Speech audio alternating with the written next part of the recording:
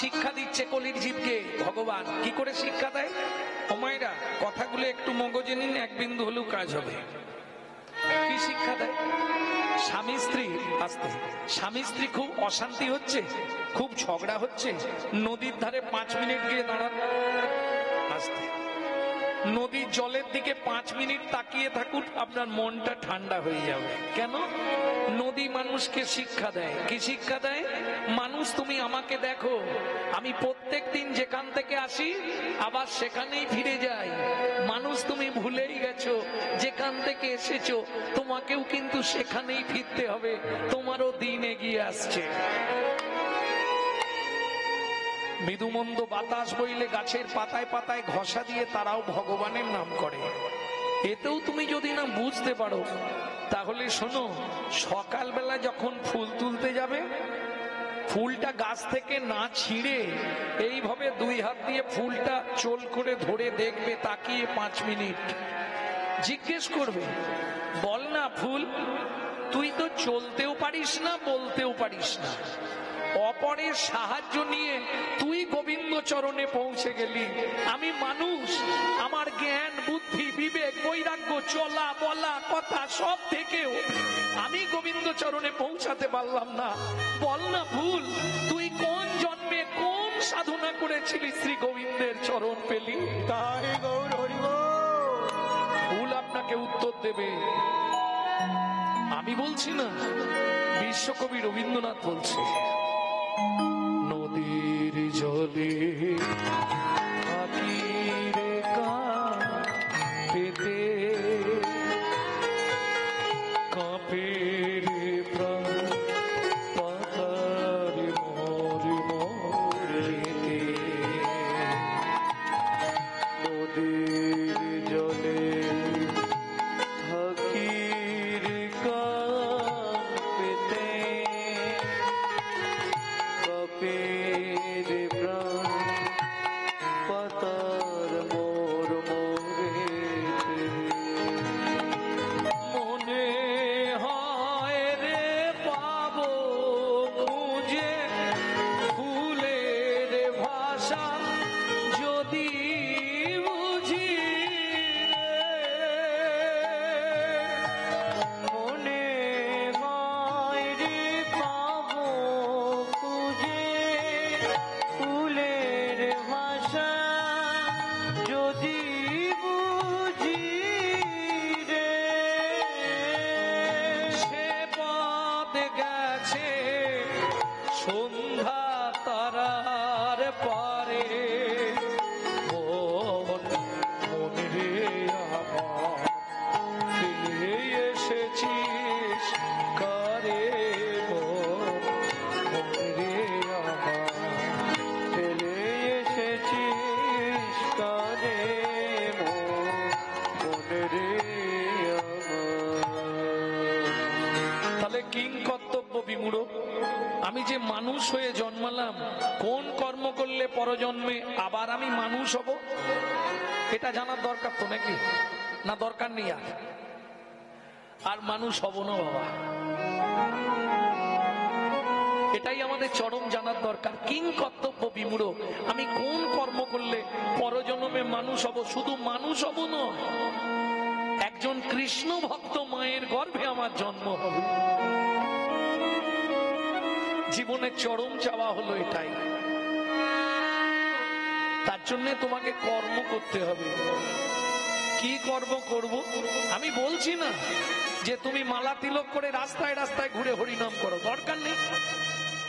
ঘরের কাজকর্ম সব করো, কিন্তু লক্ষ্যটা যেন থাকে গোবিন্দ চরণে। দেখো না, পাখিতে ডিম পাড়ে, ডিমের মধ্যে বসে তা দেয়, কিন্তু লক্ষ্য থাকে দূরে, কেউ আসছে কিনা আমার ডিমগুলোকে নষ্ট করে দিতে। ঠিক তেমনি তুমি সংসার রূপ ডিমে দিন রাত তা দাও, তাতে কোনো দুঃখ নেই। লক্ষ্য রাখো গোবিন্দ চরণের প্রতি। নিতাই গৌর হরি বল। কি করে লক্ষ্য রাখবো? সেও তো দৃষ্টি যাবে না। কেন? সারাদিন তো অখাদ্য কুখাদ্য খাই, তাতে সংসারের যা চাপ। ছেলে মেয়ে খেয়ে স্কুল যাবে, স্বামী সেদিকে শ্বশুর শাশুড়ির ওষুধ 14 বার, সেদিকে জমিতে লোক লেগেছে, কোন দিকে কোন দিকে যে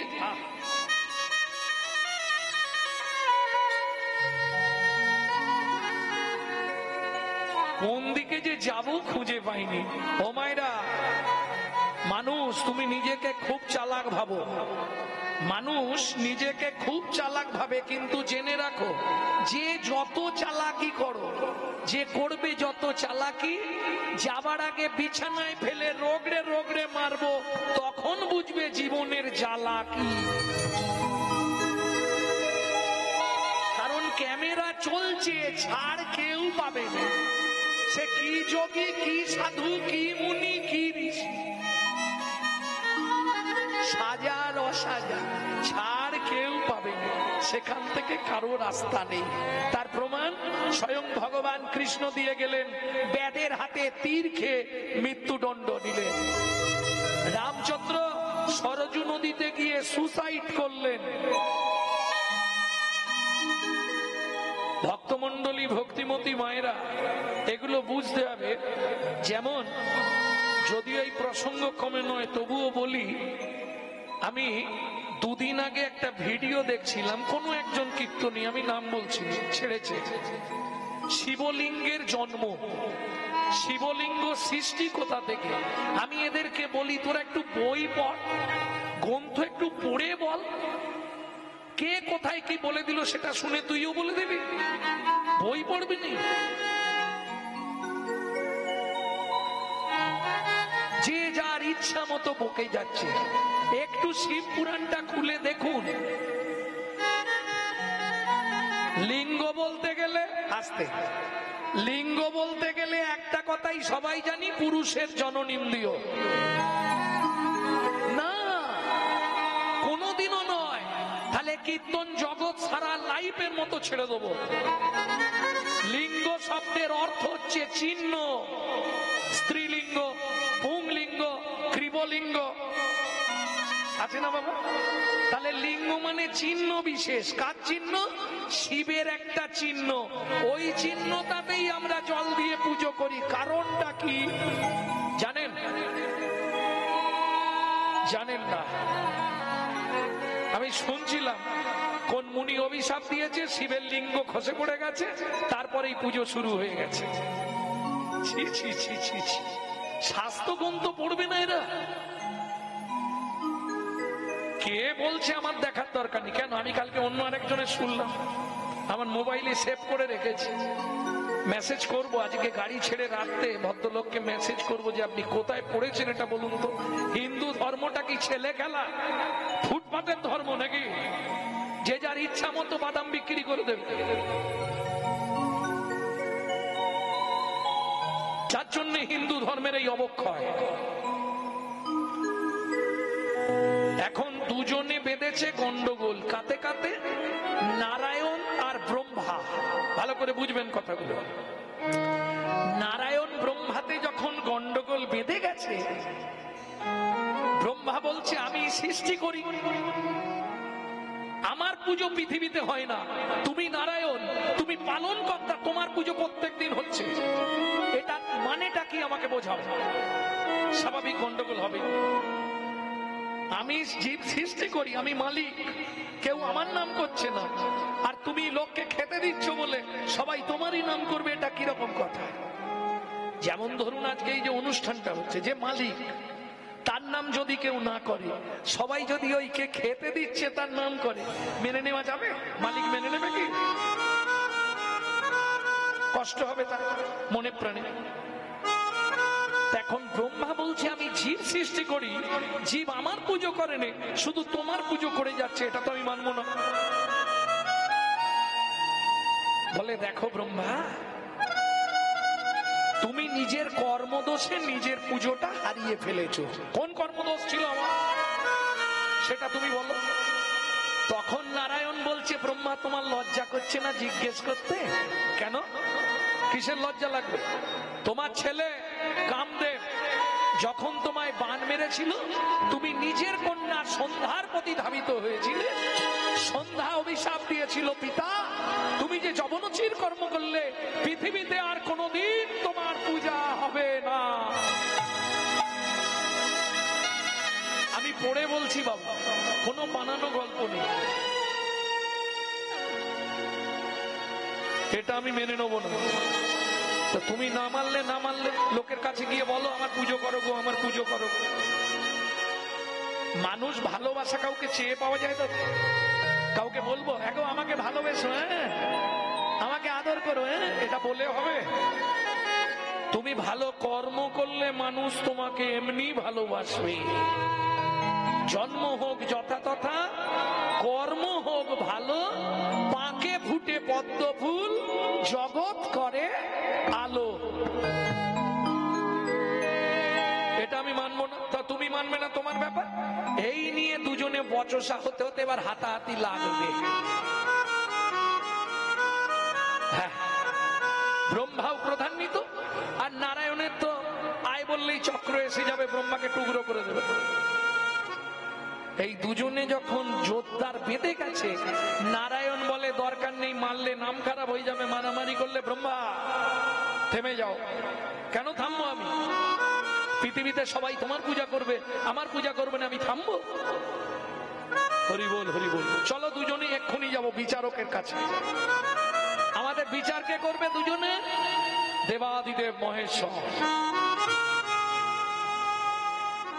এইবার চলুন, ব্রহ্মার নারায়ণ দুজন গেল শিবের কাছে। ভোলানাথ বলো প্রভু। এখন ব্রহ্মার পুজো ত্রিভুবনে হচ্ছে না, আমার পুজো হচ্ছে, এটা নিয়ে ব্রহ্মা রাগারাগি করছে। ও বলছে ও নাকি পৃথিবীর মধ্যে সর্বশ্রেষ্ঠ সৃষ্টিকর্তা, ও বড়, আর আমি নারায়ণ, আমিও বলেছি আমি বড়। নারায়ণ স্বীকার করছে যে আমি বলেছি আমি বড়। তুমি বিচার করে দেবে আজকে কে বড় আর কে ছোট। মৃদু হেসে শিব বলছে প্রভু এই সামান্য ব্যাপার নিয়ে আপনারা মাথা গরম করছেন কেন? এ তো বিচার আমার কাছে পড়েই আছে। কি করে? বললে আমি একটা জ্যোতিষ সৃষ্টি করে দিচ্ছি আপনাদের দুজনের মধ্যে। দুজন দুপাশে দাঁড়ান, মাঝখানে একটা জ্যোতি সৃষ্টি করে দিচ্ছি। নিচে যতখানি ওপরে ততখানি, খালি আমাকে দেখে দুজন দুদিকে চলে যান, শেষটা বলবেন, তারপর আমি বিচার করে দেবো। যান। ভক্তমন্ডলী, ভক্তিমতী মায়েরা, ওই জ্যোতি এমন সৃষ্টি করে দিলেন ভোলানাথ। নারায়ণ গেছে ওপর দিকে, ব্রহ্মা গেছে নিচের দিকে, কেউ খুঁজে পাচ্ছে না শেষ কোথায়। এর জ্যোতির শেষ কোথায় এটা নারায়ণও ফিরছে না, ব্রহ্মাও ফিরছে না, আর শিব চুপ করে বসে আছে ভৌম হয়ে ভাঙ খেয়ে। যখন সন্ধ্যা নেমে আসছে, ওদিক থেকে নারায়ণ হাঁপাতে হাঁপাতে আসছে, এদিক থেকে ব্রহ্মা আসছে। প্রভু পেয়েছো? বলে ভোলানাথ এ বিচার জীবনেও হবে না। কেন ব্রহ্মা? তুমি তো সৃষ্টি করো, এই সৃষ্টিটা আজকে আমি করেছি। নারায়ণ তুমি তো পালন করো, আজকের পালনটা আমি করেছি। তাহলে দেখে বলে দাও কোথায় শেষ পেলে? না প্রভু শেষ হলো না। না, তোমরা দুজনে বৃথা তর্ক করছো, একজন আর একজনের ওপর নির্ভর হয়ে আছে, এছাড়া কিচ্ছু নয়। তুমি ভাববে তুমি বড়, ও ভাববে ও বড়, মীমাংসা করে নাও। আজ থেকে কেউ ছোট নয়, কেউ বড় নয়। ব্রহ্মা বিষ্ণু মহেশ্বর তিনিই জীবের ঈশ্বর। তুমি যে এই জ্যোতি সৃষ্টি করলে কি হবে তুমি বলে দাও প্রভু, এটা কি হবে?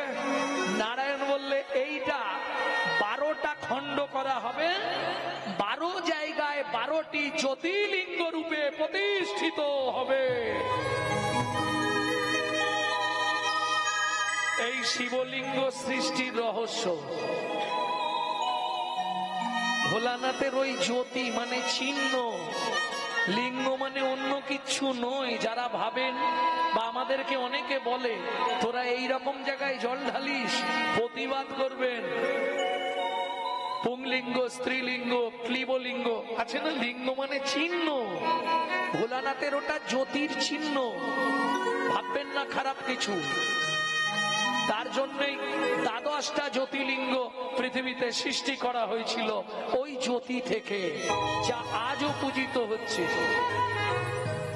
প্রেম সে বলো চৈতন্য মহাপ্রভু কি। তাহলে ক্লিয়ার হয়ে গেল তো শিবলিঙ্গ সৃষ্টির রহস্যটা। ভক্তমণ্ডলী, ভক্তিমতী মায়েরা, যিনি বলছেন তিনি কিছুটা ঠিকই পড়েছেন, কিন্তু জায়গায় গিয়ে সব হারিয়ে ফেলেছে। কি হয়েছিল জানেন? যখন সতী মারা গেছিল, শিব সতীকে নিয়ে নাচতে নাচতে দিগম্বর হয়ে গেছিল।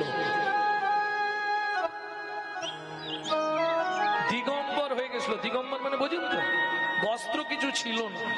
সেই সময় নারায়ণ সতীর দেহটাকে টুকরো টুকরো করেছিলেন সুদর্শন দিয়ে, যেটা থেকে সৃষ্টি হয়েছে 51 পীঠ। বুঝে নেওয়া গেল? 51 পীঠ সৃষ্টি হলো। ওটা কোথায়? দারুবনে। সেই সময় দারুবনে যে সপ্তর্ষি ছিল, মরিচ, অত্রি, সব যে ঋষি মুনিরা ছিলেন, তাদের স্ত্রীরা ছিল খুব দেখতে সুন্দরী। তারা শিবের ওই দিগম্বর রূপ দেখে মোহিত হয়ে গেল, পিছনে পিছনে চলে যাচ্ছে। মুনিরা দেখছে আমাদের স্ত্রীরা তো এবার শিব ভক্ত হয়ে গেল, এবার হবেটা কি আমাদের? কে রান্না করবে, কে বাসন মাজবে, কে খেতে দেবে? তখন তারা সেখান থেকে ভোলানাথকে তাড়িয়ে দেয়। এই জায়গাটায় এসে উনি ঘুরি দিয়েছেন, সেখানে অভিশাপ দেয়, তোর লিঙ্গ খসে মাটিতে পড়ে যাক। পৃথিবীর কারো শক্তি নেই শিবকে অভিশাপ দেবে, যে নিমিষের মধ্যে পৃথিবীটা ধ্বংস করে দিতে পারে। প্রলয়কর্তা, এটা বুঝে নিতে হবে। শুধু তাই নয়, শিব হচ্ছে পরম বৈষ্ণব। পৃথিবীতে যত দেবদেবী দেখবেন প্রত্যেকে ভোগী ভোগী। হ্যাঁ, আমি চ্যালেঞ্জ দিয়ে বলি, দেবী পুরাণ পড়েছি আমি, সব দেবদেবীরা ভোগী। কৃষ্ণ, ও মায়েরা শুনে নিন, কৃষ্ণের প্রিয় ফুল না দিলে কৃষ্ণ খুশি নয়। কৃষ্ণের প্রিয় ফুল কি জানেন না? ও মা, কৃষ্ণ পুজো করেন না বাড়িতে? প্রিয় ফুল কি? শ্বেত করবী। কৃষ্ণের প্রিয় ফল কি? কোথায় হরিনাম করতে এলাম রে? কৃষ্ণের প্রিয় ফল। আরে তোমাদের এদিকে মহোৎসব হলে ভোগ কীর্তন হয় না? কাঠালিয়া মত্তমান গন্ধ তুলসী, কাঠালিয়া মত্তমান গন্ধ তুলসী। ওগো যাহাতে গোবিন্দ আমার সদাই অভিলাষী, যাহাতে গোবিন্দ আমার সদাই অভিলাষী। সেদিন খেয়েছিল রে, খেয়েছিল রে, বিদুরের ঘরে গিয়ে খেয়েছিল রে, বিদুরের ঘরে গিয়ে। বলি অনুরাগে কদলি চোপানি তাই হরি হরি কদলির চোপা